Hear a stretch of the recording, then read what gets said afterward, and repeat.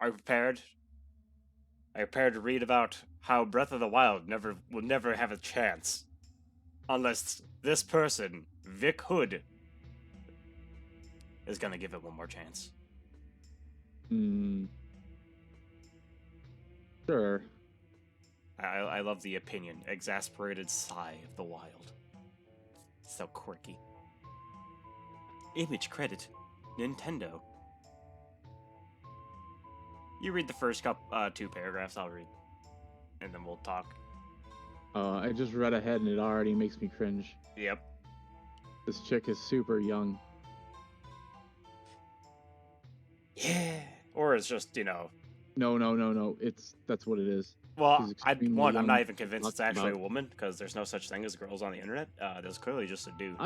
I mean, it might be, but it talks about never being able to play a Zelda game to completion because the thought of using a bow and arrow controls on the Wii. Like, number one, don't start with the fucking Wii games. I mean, even then, Twilight Princess isn't that hard. No, the Zelda games are really that hard. Mm. Before we get too far ahead, I'll read it and just start talking when things enter your mind that annoy you. I just don't get Breath of the Wild. After two failed attempts to immerse myself in what's considered one of the greatest video games of all time, I'm clearly missing something. With Breath of the Wild 2 hype mounting ahead of its release in 2022, I feel like I'm at school again, listening to my peers relaying catchphrases from a TV show that I haven't watched yet. I'll watch it next week, I say to myself, before being immensely disappointed upon viewing it. It's not all cracked up, or it's not all it was cracked up to be, to me anyway. I struggled there, could you tell? I did. Uh. Tried. And that's the important thing.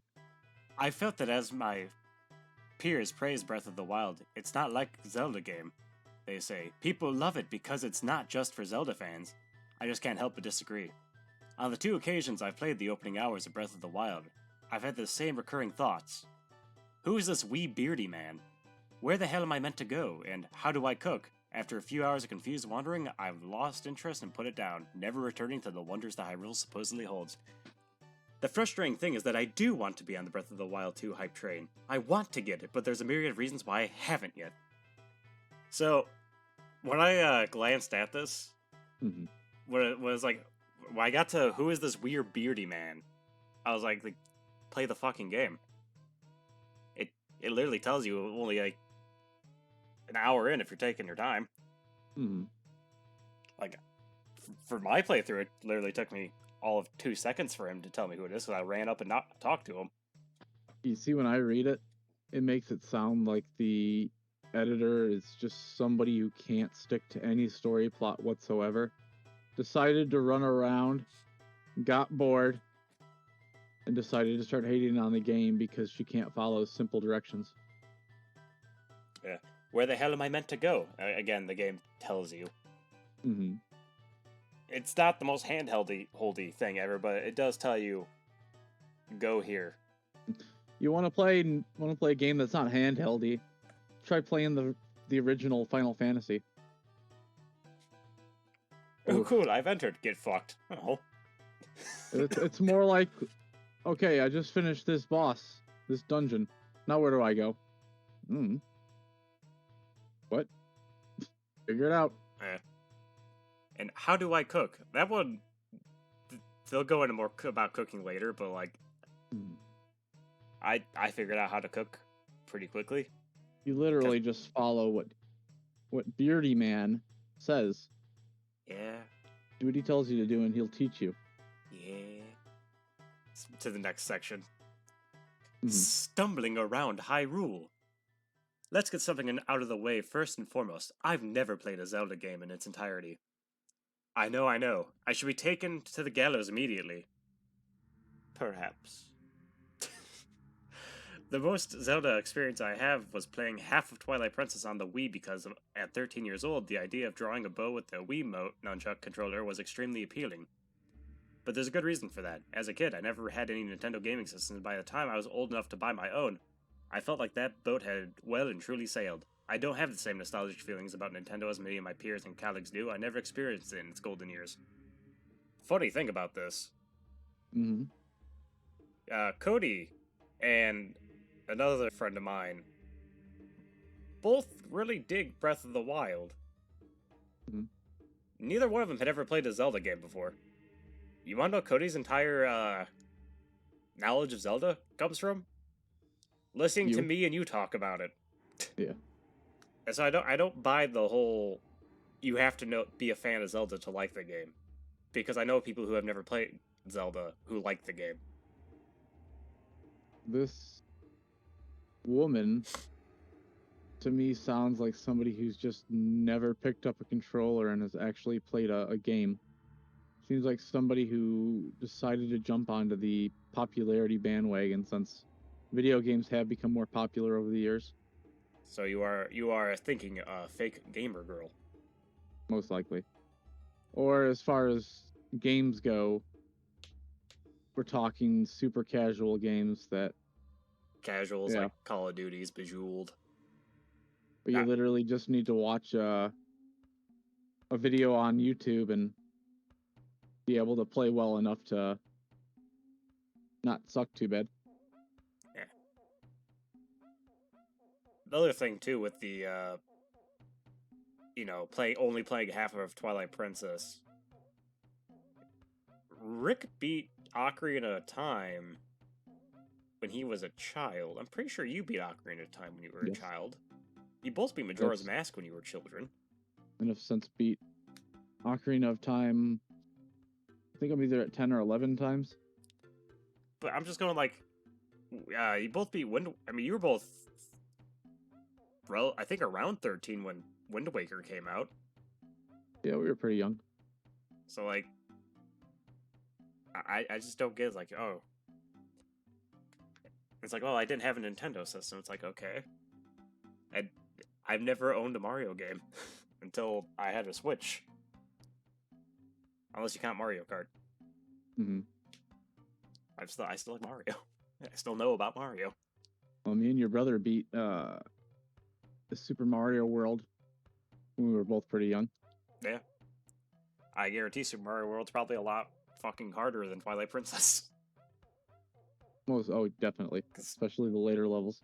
Twilight Princess, I like it, but like most of the Zelda games, they're not hard. We also beat it on Star Road, which is even harder because you have to collect all the Yoshis. That's no easy task. Continuing on with the silly article. But with Breath of the Wild, I hoped my time had finally come. That's a weird thing to wish for, your own death. Everyone amused about how... Amused? I'm smart. Everyone mused about how it was unlike any of the previous entries in the series, that if I never clicked with them, that I would probably click with this one, especially given my love of open-world RPGs like Bejeweled. As a thing I've heard people say it's unlike any other Zelda. I can agree and disagree. Mm-hmm. Unfortunately, they were wrong. Dead wrong. Hyrule begs to be explored, with its cel-shaded art style adding an almost dreamlike effect to the world that only makes it more fantastical. On paper, it's exactly the kind of RPG I would find myself drawn to. Instead, after having meeting with an old bearded king man who talks about a lot of stuff I just don't understand, for non-Zelda fans my butt, you're just not paying attention. You're kind of Definitely. just left to your own devices. There are missions, sure, but there is no waypoint system. Yes, there is. Yes, there is. It literally tells you how to use it when you speak to the king man. Mm-hmm. I spent, I joke you not, 3 hours trying to find how to get to the mission, freezing to death several times on a mountain route I apparently shouldn't have been taking yet, and stumbling into puzzles that I hadn't the abilities for. If it took you 3 hours to figure that out, maybe you should put the controller down. Maybe you should just stop. And I guess at that point, yeah, the game isn't for you, but Mm-hmm.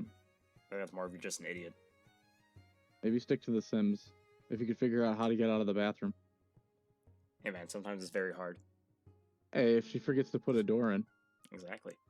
Also, I'm pretty sure I got to the mountain. I'm pretty sure I did the mountain the third. The mountain one was the third one I did. But I was also looking at everything and exploring. Crazy idea, I know.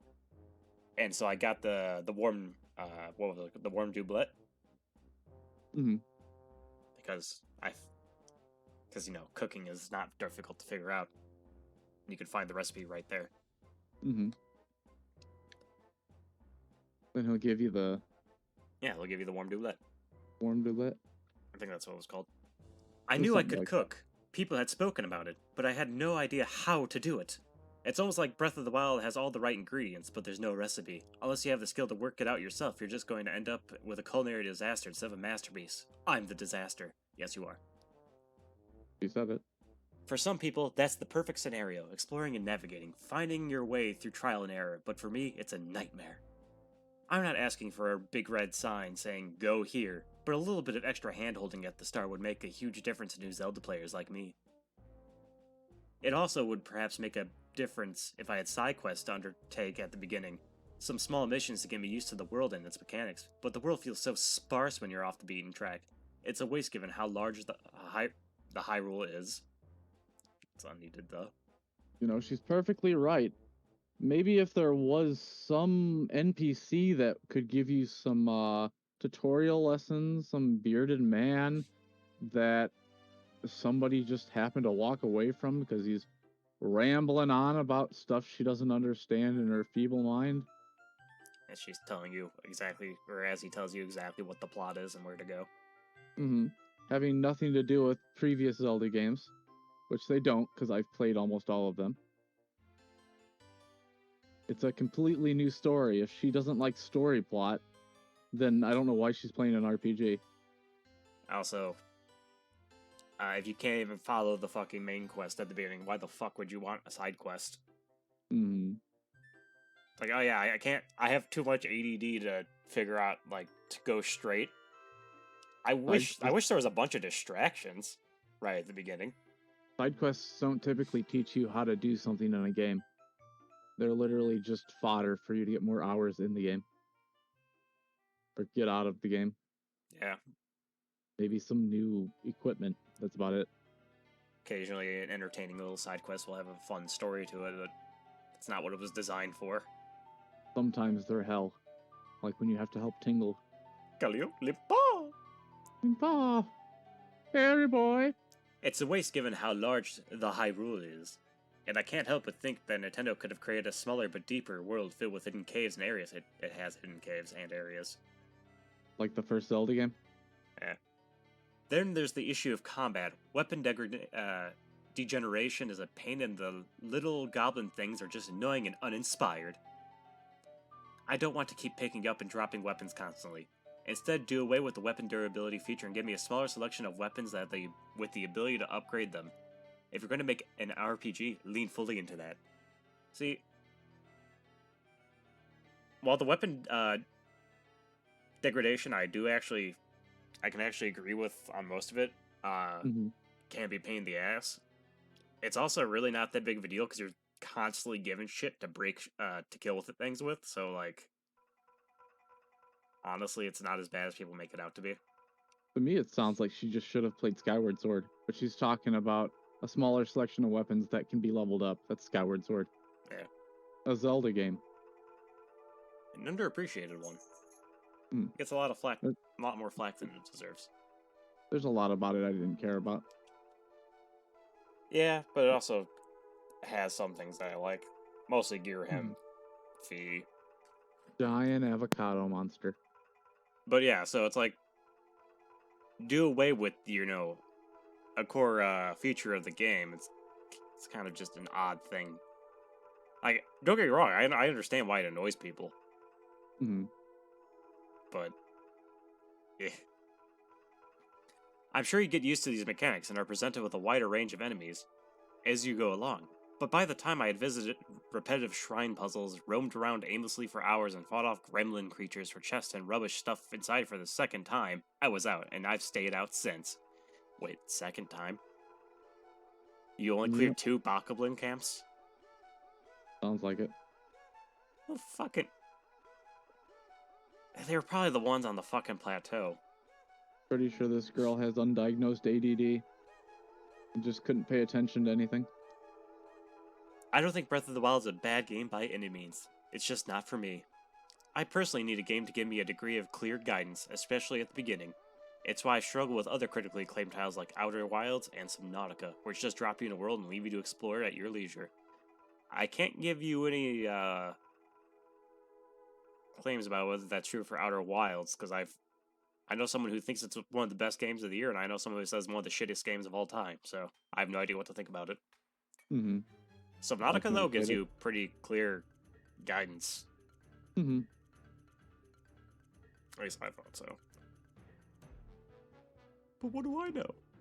Subnautica doesn't really give you time to explore the world because you have to eat. Oh, yeah. But it does, like, go here, and you go there. Mm-hmm. Or it's like, or it's not going to say necessarily go here, but it's like, hey, look, giant object blatantly in sight. Your crashed ship. Don't you want to come here? Well, yes, I do. Well, good thing there's things you need here. Mm-hmm. But sometimes that happens with games. What you love, someone else might hate. If we're all the same, things would be boring, right? But I'm willing to try once more. If only to stop everyone I tell from being horrified at my opinion. Maybe it'll be third time's lucky. Maybe it won't. Even if it doesn't, that doesn't mean that Breath of the Wild 2 won't be more my cup of tea. Sure, I'll need to catch up on the lore, but if Nintendo can offer a more guided experience and iron out the issues that have curbed my interest, then maybe a non-believer like me can finally become a Zelda fan. Just don't hold your breath. Get it? Breath of the Wild? So what grade do you think her teacher gave her on this essay? Because that's obviously what this is. Oh, that's modern fucking schooling, so probably an A+. Mm. Had more than 2 paragraphs. Because it definitely reads as a... It says a gaming editor, but this does not sound like a journalist. Discusses mental health awareness. Yep. Who has appeared on both panels and podcasts discuss mental health awareness. Yeah. I'm not to sound very mean, but like, I'm pretty sure you're right. She probably has ADD or some shit. Some kind of attention disorder. I guess it takes one to know one. Yeah. You, not me. Yes. But like, it's, I wouldn't have really cared, but the fact that it's just wrong, where it's like there's no waypoint system, but there is. Mm. There's no tutorial, but there is. It doesn't tell you where to go, but it does. It gives you the freedom of choice. Limited choice, but still choice. Yeah. And it sounds like that was just too much for her. She needs structure. Oh god, imagine how she'd do with Xenoblade Chronicles X. Or even... one might be more her speed. It's pretty clear on where to go. You could probably deal with Shulk's game. Yeah, the first one. Yep. God, Shulk. I think she would probably do okay with Final Fantasy 13. Hallway Simulator. Hallway Simulator. But when you get out to the open plains, that might scare her. Aren't you there for like 2 seconds? It's a little bit longer than that, because you can do side quests and stuff in there. But it doesn't take very long. And you could fight the largest creature in the game there. A possum. Yeah, wouldn't that be something? It's an ocelot. Neat. It's a giant pussycat. This giant dude who hides behind mountains. But yeah, I just kind of... This article caught my eye because I always find the whole my opinion, these giant mega corporations, they will clearly care about my opinion. And its fans must care about my opinion. I always just find these articles really funny. And just to be clear, I don't think Breath of the Wild is the best Zelda game. I don't even think it was the best game of its year. Mm-hmm. I do like it a lot, though. But it is realistically probably only like a 7 or an 8 out of 10. If you, 5 is average. Maybe you might be able to push to an 8.5. But there is a lot of wasted space. All I have to say is that essay just gave me an aneurysm. Oh no. Out of pure stupidity. But you're the doctor. Who's gonna doctor you? I'm gonna have to cut it out. Oh no. If I cut it out, I would cut her out of my life. You'll never read another one of her articles again. Never. Never, ever. It's alright. Any last thoughts before I end it? Other than the facts I've already pointed out, that it definitely sounds like a...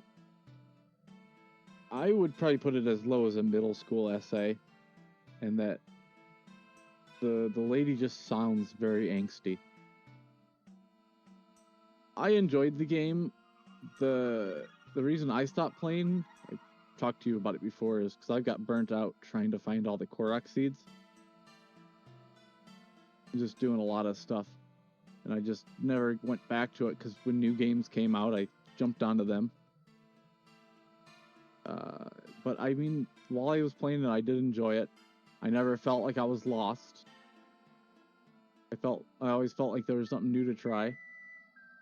To this day, I still see videos of people breaking the game Yeah. and being able to like fly to Ganon's castle on a rock, essentially, at 3 hearts, using stasis. Yeah, I never did fully explore how bullshit stasis is when I played it. I did not exploit stasis as much as I could have. Mm-hmm. I had almost 300 hours, I think, in a Breath of the Wild. Yeah, that's just a relaxation game for me at this point. But that's all for this. Yep. COVID.